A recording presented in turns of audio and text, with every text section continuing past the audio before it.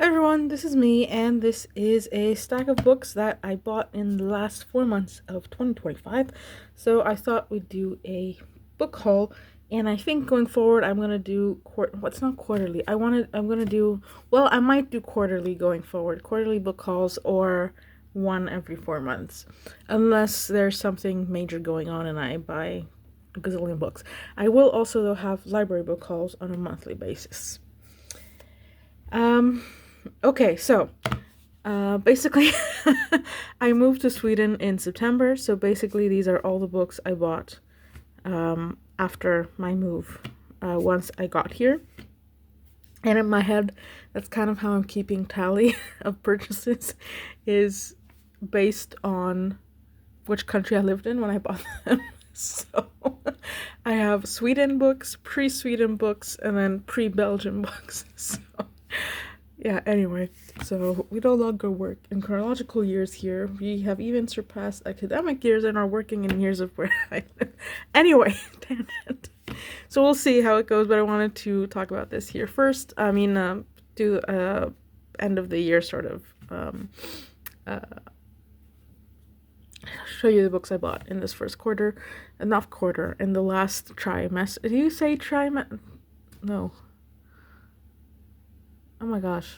In the last quadrimester? I don't know what the English word is. Anyway, in the last 4 months of the year. So, it is surprisingly... It's not surprisingly. I'm not surprised I bought this many books. I just should probably not have. But I have at least read some of them. So, there's that. And I'd say, I think 90% of them, I haven't done the math, but I think like all of them except for two came from independent bookstores. So at least I'm supporting the local community. Anyway, so okay, so first up, this was a bit of a fluke. Like, I don't regret buying the books because I would have bought them eventually to add to my library, but anyway, so I had started reading before I moved here in Belgium. I started reading the Rivers of London series by Ben Aranovich, which I was getting from the library, but I moved before I could finish it. And then I didn't find it at the library here, so I thought they didn't have it. But then I looked it up in the online portal system, and they did in fact have it. I realized months later. So I have now switched back to reading it from the library, but in the meantime, because I did want to continue reading the series, I ended up buying 3 of the books from that series. So we had Lies Sleeping and False Value, both of which I bought from the English bookshop here in Sweden. And then a novella, which is The October Man, which I bought secondhand off of Vinted for quite cheap because it was also the first order I placed with my Swedish account, so I had free shipping, which is why that worked out. But as you can see, these were all the books that came before the one I bought, so I don't have to carry 7 books to wherever I move next, so that's good. So it was those 3. So I've tried to kind of set these books into categories, but we'll see if I follow through. Then I got super excited when I found out when I moved here that the English bookstore has a subscription service, because I like the idea of being surprised by a book every month and using that as a way to diversify my reading, or at least read books that I wouldn't otherwise have chosen for myself. And I do think the English bookstore does a good job of having of picking diversely. Well, first of all, you can pick between 8. I think they added a new one now, so 9 genres. I'm not sure if they added romance or replaced something with romance. But yeah, and all the picks I've seen each month, I would have read more books than just the one I got. So I have the fantasy subscription because I thought that was the less risky, in the sense that it would be easier for me to appreciate. okay, no. It's just I chose the fantasy only because I tend to gravitate more towards reading fantasy over any other genre, at least now. And given the fact that I had a lot of books already that I owned that I haven't read yet, and none of those, I think maybe 1 or 2 out of 70 were fantasy, I thought it would be a wiser decision to go with fantasy because I would be more likely to read them in addition to books I have already owned. Yeah, I'm talking way too much again, but anyway, I'm just going with it. So I went with the fantasy. So I have 4 books here that came with that subscription. And honestly, at some point, I will probably go back on the website or on their social media page and see and make a list of the other books they recommended, because there were a few of them that seemed extremely intriguing in the other subgenres. So yeah. So anyway, so it's these 4 books here that I got for September through October. They're not in monthly order, which is why I just put them to the side so I can figure that out. So the first one was Someone You Can Build a Nest In. Oh, by the way, let's keep a tally of books I've actually read. It's not going to be very many, but it is some. So I've read all 3 of these.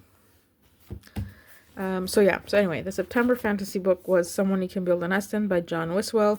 So anyway, this is described as like a cozy fantasy with a gory horror kind of theme, which sounds extremely intriguing. But unfortunately I DNF'd it because I did not care at all about the story or the characters. But basically you have I don't know how you pronounce this, but this is how I pronounced it in my head. Sheshishen. I don't know if I added a syllable. Who is this shifting monster. So basically she exists in this like kind of like slime form, and she's able to ingest items and like absorb items in her form, including bones and such, and then use those to reconstruct herself into whatever shape she wants. So she takes on the appearance of a human, and she's basically and she's considered a monster who was hunted by the humans. And she then finds this person named Homily, which she falls in love with, and Homily thinks she is also a human. But then you also have this family who Homily is part of that think that Sheshishen has cursed them. So yeah, that's the story. And the idea of the book when I was reading it is that it's kind of like a critique on what humanity sees as monsters, and that they refuse to recognize themselves as monsters, but rather attribute that characteristic to other beings that are most of the time innocent, other than the fact that they have sort of responded, other than the fact that they are different from humans and have fought back any sort of, let's say, prosecution or stereotype, or I don't know, attack or something by humans. And that's a good approach to take. This book was not for me. I just didn't like. I didn't care for it. So I DNF'd it. I think, I don't know, page about at least halfway through, I think. But I'm glad I tried it. I mean, that's the risk of taking these mystery subscription boxes, is that you'll get to know new authors, new subgenres, and so forth, and you always carry the risk that you won't enjoy it. But there's also the possibility that you'll find something you love that you wouldn't have read otherwise. That hasn't been the case so far, but it's only been 4 months, and I haven't read everything. So I shouldn't be judging yet. I've read 2 out of the 4 books. So yeah, anyway. So then the book for, let me think. No, that was September. Then October, oh my gosh, I forget. I think this one was October. So, this is The Great One by Alan Moore, which I read recently. I talked about it in the November wrap-up that I did.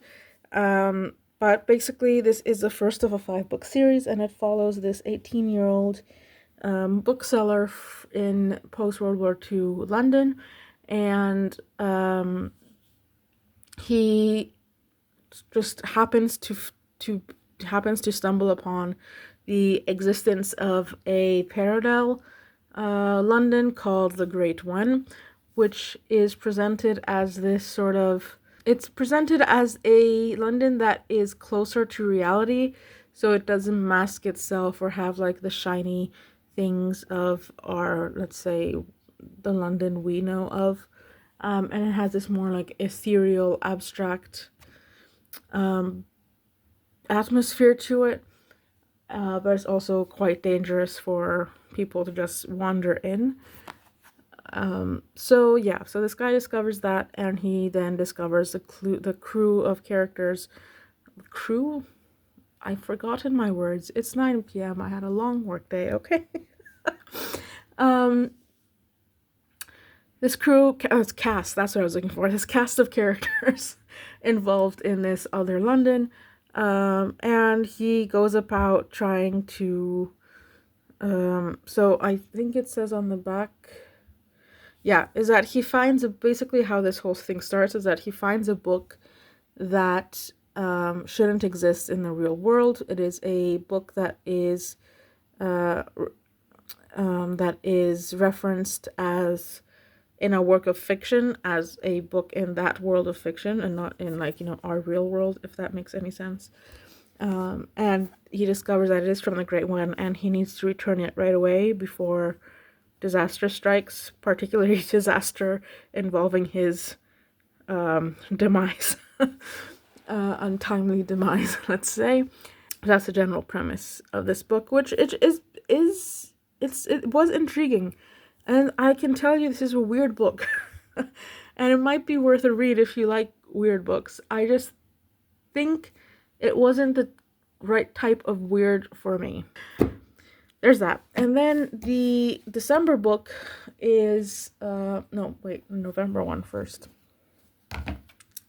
The November one is Grave Empire by Richard Swan, and this is the first in a new trilogy, and I haven't read too much about it because I want to go into it blind, but I remember reading something about mermaids.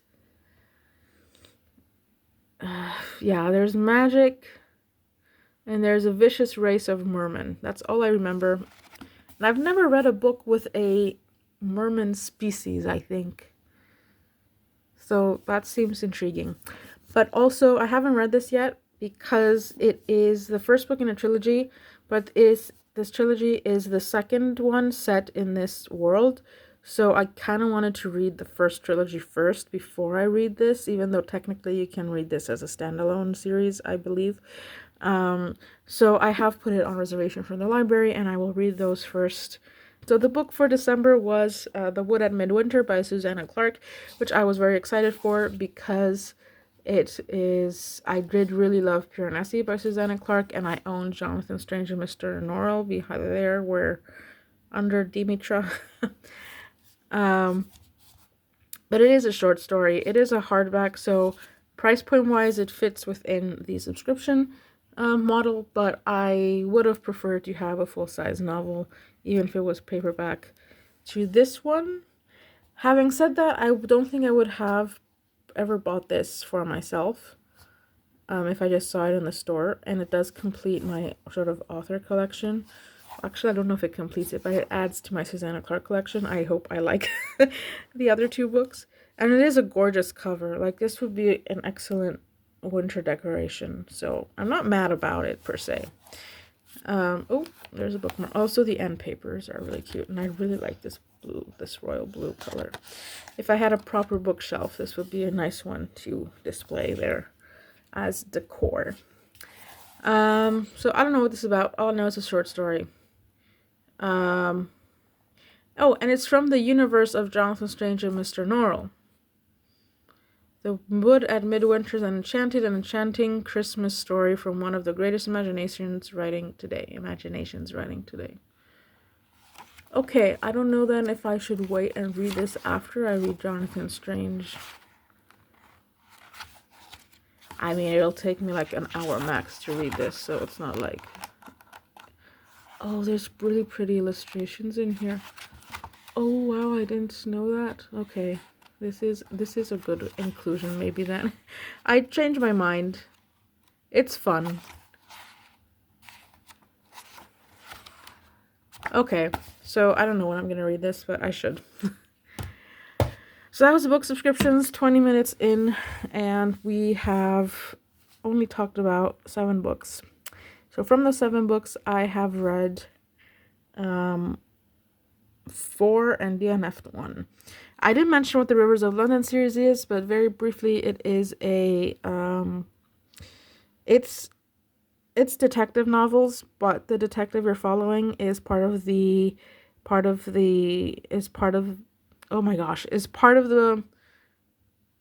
department or whatever of the police force in London that investigates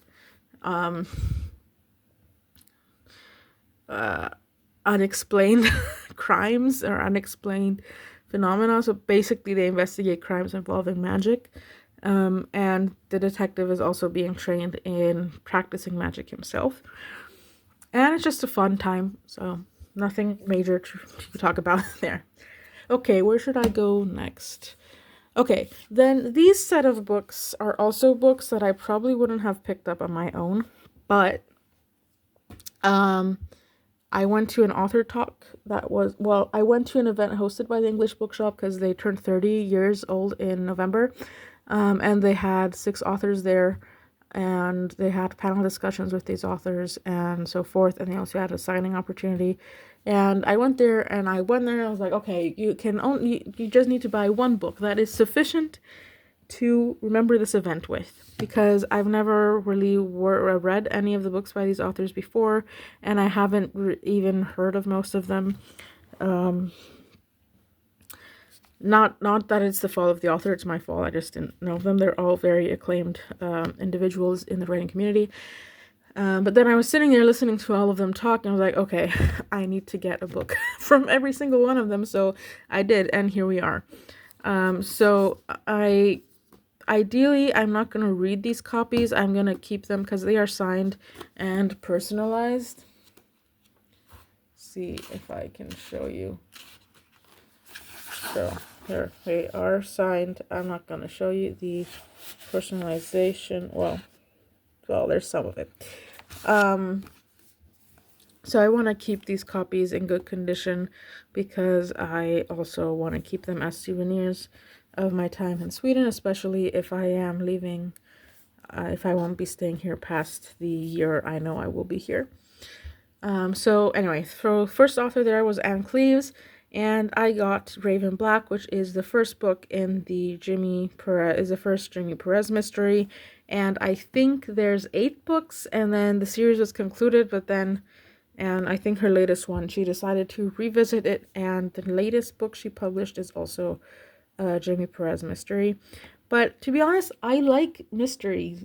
I used to read a lot of like Nancy Drew when I was younger, and I used to and I to this day watch way too many like police like detective shows. I just for some reason started associating those types of stories with TV and not books, and I don't know why. So the Baranovich series, for example, okay, it has a fantastical element, but that one really got me back into thinking that, okay, I can read mysteries on the page. So this one I'm excited about. Well, I'm excited about all of them, but it was an interesting sort of realization. So then these were also purchased from the English Bookshop because it was their event. Then I have, The Glorious Heresies by Lisa McKerney. And apparently this is now, it was republished again as a modern classic, I think. with John Murray. Is that a publisher? Yeah. And this cover is fantastic, but the second and third book in this trilogy, that's not really a trilogy, do not have these covers yet. So, well, I guess that's a problem to cross. It's a bridge to cross when I get to it, which is going to be very far from now, I think. So, but yeah, anyway, I'm actually not sure what this book is about. I know it has to do, it's like literary fiction, and I know it has to do with people in unfortunate situations. Okay, so yeah, there's an accidental murder, and there's 4 misfits, so on the fringes of Cork society. Yeah, that was a lot with what this author was talking about how she wants to explore characters on the fringes of society. But yeah, the way she was talking about it actually convinced me to buy it, even though if I saw this in the store, I probably wouldn't have purchased it. And it did win the Women's Prize for Fiction. So, it should be good. And this cover is so cool. Anyway, it's very pink, but it's really cool. So that was book number 2. Then I got, Sarah Waters was there, and she had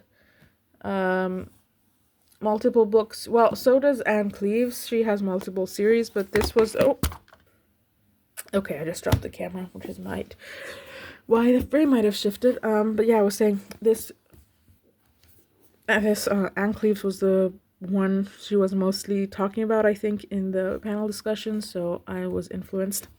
And then Lisa McKerney has 3 books published, if I'm not mistaken, and they're all set in the same world, and this was the first one, so I went with that. And then we have Sarah Waters was there, and I chose to purchase Fingersmith because I did a quick Google search, and I liked the premise of this being set in London in 1862, and it's kind of also set in the London underworld, where you have this woman who's she's a thief, and she enters this con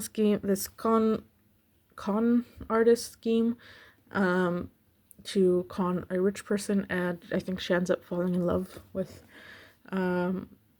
one of the women in that family, and it sounded cool. So yeah, and Sarah Smith, who's Sarah Smith? Okay, Sarah Waters, jeez, who wrote Fingersmith. It was shortlisted for the Booker and the Women's Prize for Fiction, but all of her books have this new edition that kind of matches. I don't know if this is just for her books or the publisher, but all of them had this format, and I think it would be really cool to get all of them matching. I really like that idea. Let's just read the first one first and go from there. So, as I said, they're all signed and personalized. Then this was a surprise. So this author Charles Cumming. So I got A Spy by Nature. This was his first novel published, I think, in like the 1990s, which was well before, well, I don't know about well, but it was before I was born. So it's just so weird to me. But he has a lot of spy novels, and this was his first book, and the one he talked about a lot, for whatever reason during his panel discussion. So I thought, why not start at the beginning, and why not this one, since it was so discussed about. So discussed about. I don't know if that makes sense. Anyway, and again, spy novels and spy stories are ones that I watch on TV, and I actively look for on TV, but I never think to read the novel, which is kind of ridiculous. So perhaps this is an excuse to get back into reading those types of stories as well. Maybe I should tell you what this is about. So this is wait. So it's basically I think this guy is recruited to be a spy for MI6, and what happens from there. And apparently this character is more introspective as well, so I got the feeling that it has some character development. I think this character is featured in future novels as well. So I don't know. I felt the vibe. Oh my god, it's so funny. I have a picture of the author from like a long time ago. Instead of anyway, whatever. So looking forward to that when I eventually get around to it. Then we had Ferdia Lennon there, and this was his only currently published novel, and it is Glorious Exploits. Ugh, I hate that there's a stupid sticker print thing there, which I talked a lot about in my library haul because I just checked it out from the library. But quickly, it's set in ancient Greece, where basically Athens attacked the island of Sicily, which was part of Spartan territory, and they lost. So the Spartans took all the hostages, all the prisoners, the Athenian prisoners, and put them in a quarry. And then apparently there's evidence, and then this is based on historical events. And then it's one of the ways the Athenians survived in this quarry was by spending their time reciting and putting on plays plays of the time, which for us is ancient Greek plays like Euripides, like plays written by Euripides, and that's the premise of this book. I don't really know what happens. I think it's supposed to have, I think it's supposed to be a bit funny. Yeah, apparently it's fierce, funny, fast-paced, brings the ancient world roaring to life. So it seemed intriguing also while the author was talking about it. And apparently it was one of the it was one of the books in the subscription box, in the subscription of the bookstore earlier in the year. And because the store also holds a book club for the books of the month, apparently the people who were interviewing this author on the panel were all members of the bookshop staff, and they were all raving about it. So okay, and last but not least, we have Paper Cup by Karen Campbell, and this is, from what I remember correctly, it is a story about a homeless woman who is, for whatever reason, walking through, where is this set? Through Glasgow. I think it's to return. I think, if I remember correctly, she's like given a ring by some drunk people and she's trying to return it the next day. And during this walk to where she needs to return to, she walks through all the places she used to visit. And you can kind of see, apparently, there's a timeline in which, as she progresses through the street, you also go backwards through her life and how she got to being homeless. And that premise sounded fantastic. So I picked this up. And this one is one they talked about. It's not her newest publication, but they talked about it in the panel, and I was convinced. So there's that. So those were the 6 books from that event. And I've read, surprise, surprise, none of them. And then, of course, I went browsing and could not resist the temptation of purchasing more books. So we'll talk about these, which fall into that category. Well, sort of. So these two, oh, geez. Okay, everything fell down. Maybe let's do this one. I don't know how to, wait. Okay, just so I can see what order to. So these two are little black penguin classics. So we have The Hippo Banquet by Mary Kingsley and Matilda by Mary Shelley. So I took over Santa Claus duties this year, so I wanted to buy one of these as stocking stuffers for everyone in my family. So I originally bought this one for me, but then because I want to read all the works by Mary Shelley as soon as I can, because I have a friend who's working on a project inspired by Mary Shelley's life, and in Frankenstein, and I want to be able to give her feedback, as informed feedback as I can, if she needs it. Or, well, if she needs it, if she asks me for it. I'm sure she can ask people who are more experts in the field than I am, but yeah. But as you can see, it is a dark story of a bereaved man's disturbing passion for his daughter. Um, which is dark, and I didn't want this to be the book I opened on Christmas Day. So I then went back to the bookstore and I found something a bit happier, which is this travel. I think it's a travel journal or something. Oh, yeah. Oh, okay, wait, I'll show you those in a second.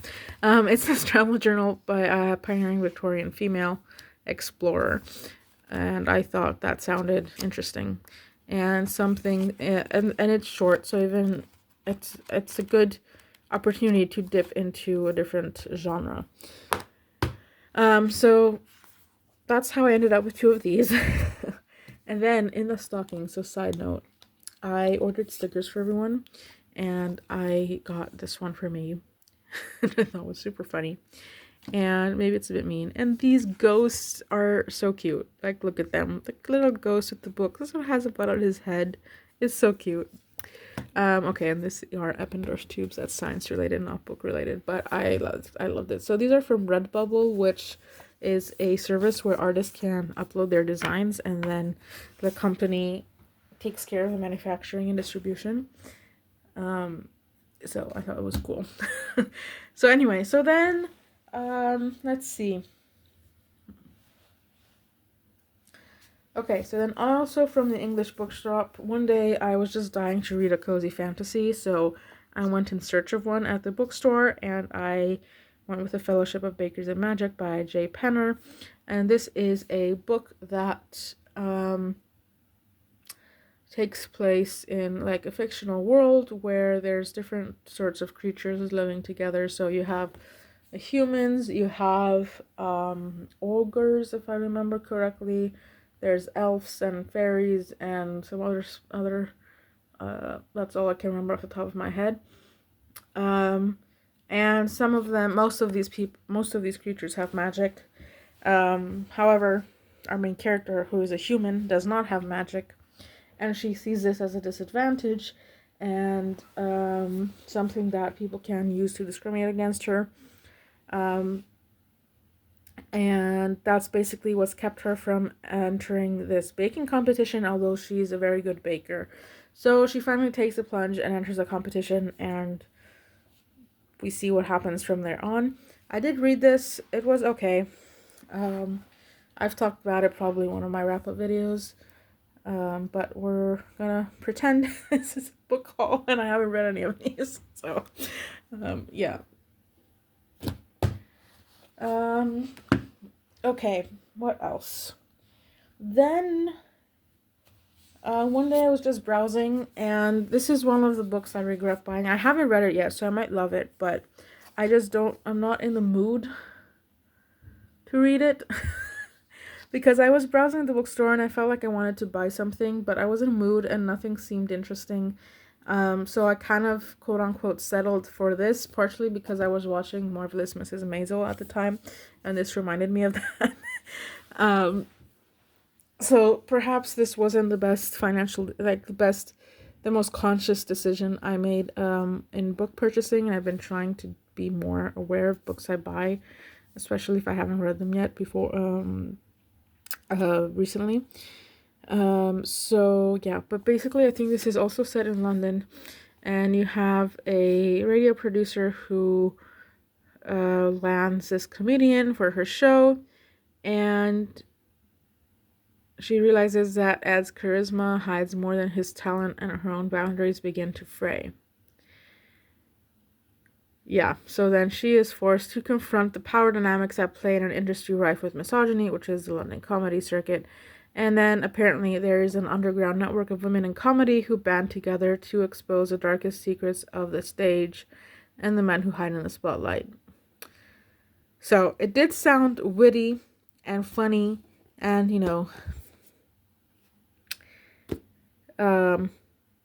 women forward.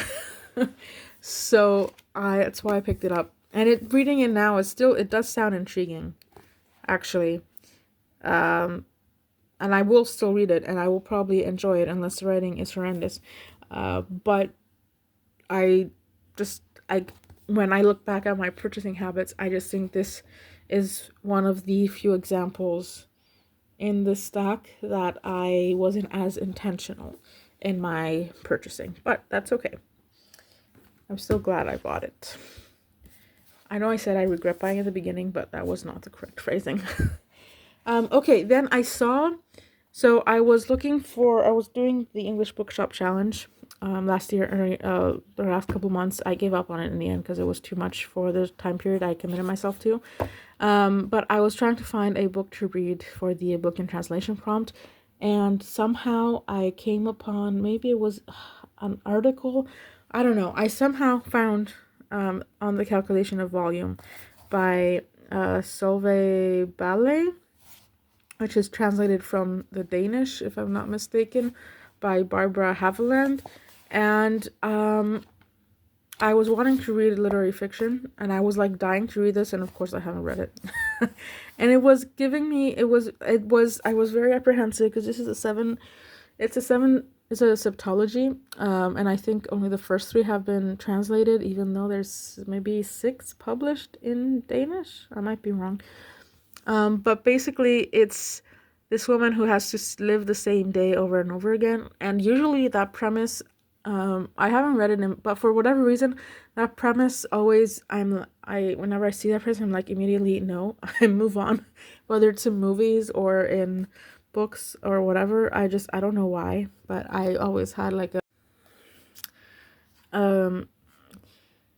yeah, but the more I was reading about this book online, and when I read the back and so forth, I just became increasingly intrigued. And it is Scandinavian fiction, and I do want to dip my toes into Scandinavian fiction, especially while I'm in Scandinavia. So I took the plunge and I purchased it, even though it was kind of pricey. That's more expensive than usual. Usually it's 175 krona for a paperback, but oh well. And I still haven't read it. I should read it because it seemed intriguing. Also, this cover, for whatever reason, this cover I think is fantastic. So that's all I know about it, and I don't want to know more. And I know this is not probably the best book haul you ever seen because I'm not being very descriptive, but anyway. And then I was in a different bookstore that specializes in fantasy and science fiction and has a lot of used books. And I saw this Nordic Visions, the best of Nordic speculative fiction. And as I said, I do want to read more Nordic fiction. And I also really want to read Swedish folklore, Nordic folklore books. But I want to buy like a very nice hardback illustrated copy of like folklore and fairy tale type things from the region here. But those are expensive, and I'm trying to be frugal. I know the 20-something books in front of you suggest otherwise, but and this one was cheaper. It's like a standard paperback, and I do want to get into the more speculative fiction side of reading, and because I have a feeling that it's a genre that I have the potential to really enjoy, but so far I just haven't found the right books within the genre for me. So given that this is a collection of short stories, I think I thought it would be a good introduction, and it also fits this Nordic region theme that I want to have. Okay, so 2 more books. Then I found another bookstore. It's a chain bookstore here that I passed by so many times, and I didn't realize it was a bookstore because it also, first of all, I didn't realize it was open and functioning because there's a lot of construction going on in front of it, so I missed it. And then I went in there one day when I realized it was a store just to see what was going on, and it's a bookstore. And they only have, the English selection is mostly like TikTok famous books, things like that. They don't have like an in-depth curated stock, let's say, the same way the English bookstore has. But they did have some books that were competitively priced, And I was also like, see, this is also a book I shouldn't have. This is the book I shouldn't have bought, actually, from all these options. Because I bought it just because I wanted just to read it for the challenge, because it's written by more than one author. I did buy it because it's Christina Lauren as well, and I have liked Christina Lauren's work in the past. So I bought it, and it's part of the Disney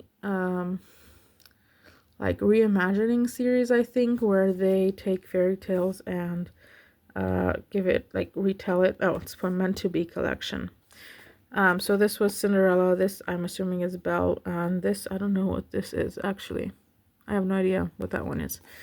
So yeah, so this is a retelling of Rapunzel, and it seemed intriguing at the store, and I was also a bit in a hurry, so I probably should have bought it. I did. At least it was relatively cheap, and I did read it, and yeah, it was okay. So yeah, there's that. And then last but not least, this cozy fantasy that I bought didn't quite scratch the itch, so I went looking for another one, and I found excellent example of cozy fantasy, and everything I'm looking for in cozy fantasy. This book was fantastic. I did read it, and if you want to know more, you can go watch a different video, because this is supposed to be a book haul, and I was supposed to pretend I'm not. I haven't read it. So anyway, so this is Sorcery and Small Magics by Magda Dosi. It's the first in a trilogy, but I do think it can stand alone. Like, there isn't any cliffhangers or anything at the end. And it follows two sorcerers, so Sebastian and Leo, that have a sort of rivalry, or they tend to antagonize each other in this sorcery academy they're in. But they're in their 20s. It's not like a set in a high school academy. I think it's more of like a college equivalent. And then something happens, and they are sort of forced to go on this adventure together outside of the academy. And there's, of course, also an odd spark of attraction flares between them. It's very slow burn, which I like, but I enjoyed. It was very well executed. But yeah, this was fantastic. And this is also from the English Bookshop. So everything from here, other than this one, which was from that Swedish chain store, is from independent bookstores, which I love to do. Oh, and also the novella that I bought secondhand on Vinted, which, yeah, if you're not from Europe, I don't know if you'll be familiar with Vinted, but I think it's the equivalent of Poshmark. Poshmark is for clothes, right? Vinted is also for clothes, but you can also sell other items. It's the equivalent. Oh, Pango. That's what you have going on. Pango, I think. So yeah. But anyway, those are all the books I bought and primarily haven't read from September to December of 2025. And I have already bought 3 books this month. So there will for sure be some sort of haul video in March or April of this year. And please expect to see monthly library haul videos, because I need my book shopping fix. So anyway, until next time, happy reading.